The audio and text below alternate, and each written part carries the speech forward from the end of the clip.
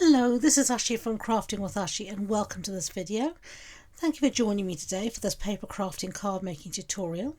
Here is the card we're making. Isn't it cute? It's this lovely amaryllis, and if you know me, you know I love amaryllis. We always have them at Christmas and I just love the big beautiful blooms. So when I saw this stamp set in the new catalogue, I just knew I had to have it. This actually is the Artful Amaryllis stamp set and it has a matching die, and you can either do it as a two-step stamping, which I've done in the previous video, or you can colour it in as I'm going to do now. So let's get started. Here is the stamp set, and as I said, it's called Artful Amaryllis, and you've got some lovely sentiments, and then you've got the amaryllis here, and you can see how you can use it for two-step stamping for easy colouring, or you can colour it as we're going to do today. So I'm going to be stamping in Memento Tuxedo Black because this is an alcohol marker friendly ink. So let's just ink that up. And I'm going to be colouring in using the Stampin' Blend alcohol markers. Okay, so that's all inked up. I've just got a scrap piece of basic white cardstock here. So I'm just going to stamp down, hold it for a few seconds, give it a good push and lift up. And there you go, there's our image. So I'm just going to give that little clean using the simple chamois, but as you know, I'm a great believer in cleaning up as you go along. Then I can put things away as I go along and I don't tend to lose things that way. Okay, so let's see, excuse me. As you can see here, we're going to be colouring in. Now my original, I did a sort of a pinky colour, Flirty Flamingo mainly, and Shaded Spruce. This time I'm going to go for rather some reds. So I'm going to go for real red and some cherry cobbler inks. And you can see here in this bucket I've got some of my Stampin' Blend alcohol markers. Now this isn't how I normally store them. I normally store them flat in my normal storage, but at the moment I'm not in my normal craft room because I'm having to work upstairs because I'm doing a lot of caring for my mother. So I've sort of brought a lot of my craft stuff upstairs, so I've just used what I've got available. So you can see here I'm just outlining the image using my darker colour, adding shadows where I think there will be some. So this is just the dark real red. And then you can see here I'm going to use the, well, this is actually the dark real red. The one I used before was the mid-tone, which was my cherry cobbler ink. And then I'm going to add a little bit of extra here using my mid-tone, I'm using as a mid-tone, which is my dark real red. And then I'm going to blend everything out using my light real red. And you can keep on jumping backwards and forwards between the various colours as you want. And you can see here I felt a little bit of the image was missing, so I just used my black marker just to add it back in. And there we go. I'm just going to go around and just blend everything out using the colours. Now most of our excuse me, all of our Stampin' Blends have two colours, two tones to them, a light and a dark. But if you find you want a mid-tone or a different tone, don't be afraid to mix the colours up. So you'll find quite often I use Poppy Parade and Real Red together, or I'll use Cherry Cobbler and Real Red, or I'll use Pretty in Pink and Petal in Pink together.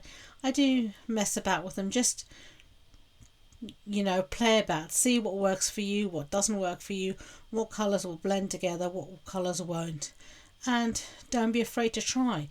Unless you try, you won't know. You know, so don't be afraid in crafting to give things a go. Everything is a learning experience and there are no wrong things in crafting, just another chance to be creative, to learn.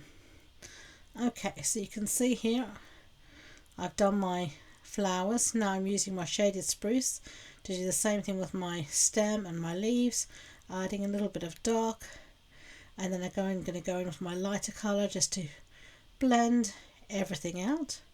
And things do look a little bit more harsh here on the camera. Once the ink dries, it does look very different. Also you'll see on the still shots of my blog post how the colours really do look. Sometimes they're a little altered by the camera. So if you do want to find any more information about this project, you can find out all the supply list, the measurements, etc. It's all on the blog post, and you'll find the link to that and all my social media links in the description box below. So do check those out and have a look. There's lots of useful information, and we hold challenges in my Facebook group, so I'd love to see you there. So you can see here I'm now going back to my flowers, and I'm just adding with the darkest colour a little bit of dot detail just to give it a something, give it a little bit more interest, and there we go. Now we are going to cut this flower out using the matching dies, and those are the Artful Amaryllis dies. So I'm going to cut that out, and then I'm going to put that through the die cutting machine, and there, as if by magic, it's done and dusted. So now we're ready to put our card together. So we're going to stamp our greeting. I'm going to stamp that in shaded spruce ink, and this just says Season's Greetings, and this is from the Snowy Wonder stamp set. And it's one of my favourite greetings, or fonts I should say, this year. I absolutely love this font, and I love the stamp set as well. And now we're just going to cut this out using our trimmer. I'm a great favour of just using my trimmer to cut sentiments out rather than always using dies. I think if you can use your trimmer well, it's great.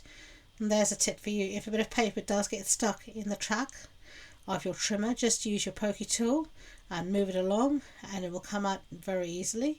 Also, if you find there's any detritus in that little track, you can use your pokey tool just to clean all of that out, and that will help you get a better cut. Okay, our card base here is shaded spruce ink, a shaded spruce. So that's a standard A6 card base. That's an A4 sheet cut in half and then folded in half. And then I've got a piece here of basic white cardstock that measures 14.35 centimetres. I've actually got two pieces. One I've put on the inside for the insert, and the other I've put through this lovely deep embossing folder called Forever Played. And here I've got a piece of designer series paper, and this is the Iconic Celebrations, and it measures the same measurement as the white, but all I've done is cut it away on the diagonal. And you can see here I'm going to get a piece of gold foil sheet, just a scrap here, and I'm just going to use that scrap just to edge the long edge of my triangle. So there we go, just that long edge there. And then I'm just going to use my scissors to cut off anything that's hanging over the edge. And isn't that pretty? I just love that little touch of shine on it. I think it really makes a huge difference to the card. So now I'm going to cut this out. Well, I'm going to stick this rather. And I'm going to stick this to our embossed piece. So as I said, this is a piece of white that's been embossed with the Forever Played embossing folder. And I just used some Tombow to stick that down. You need a good strong adhesive because that embossing folder is a lovely deep emboss, so you want to make sure everything is really going to stick nicely, and anything that sticks over the edge, just cut it off. There we go. And now we can stick this piece down to the front of our card. There we are. Beautiful. Okay, so now I've put dimensionals on the back of our Artful Amaryllis die cut piece, and you can see here taking off all the blessed backings. I do hate dimensional backings, it seems to take forever to get off, but they're a necessary evil, as I say. I love popping things up. So there we go. So here's our sentiment, and we're just going to back our sentiment here on a piece of shaded spruce cardstock. So I'm just going to put it here in the corner, and then I'm just going to use my scissors to cut this out. Roughly cut it out there, and then it's much easier to cut out the small piece, get rid of the gunk on my scissors. There we are. And then we're just going to stick this down to the front of our card.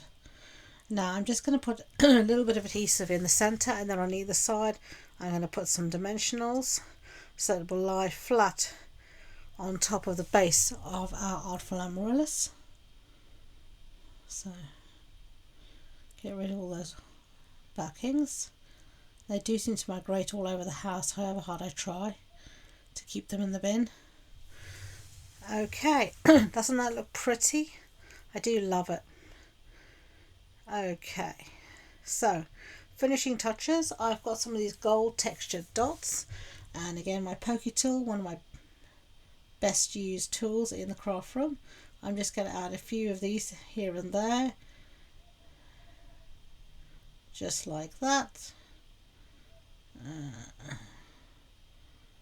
And I decide for another one. I like to do things in uneven numbers, so I'm just deciding where I can stick another one. And there you have. So those are the two cards. One's a more pinky amaryllis, one's a more a reddy one. You can tell me which one you like. If you've liked this video, I'd be grateful if you could give it a thumbs up so YouTube knows. And don't forget to hit that subscribe button. So thank you again, and until next time, enjoy being creative. Bye.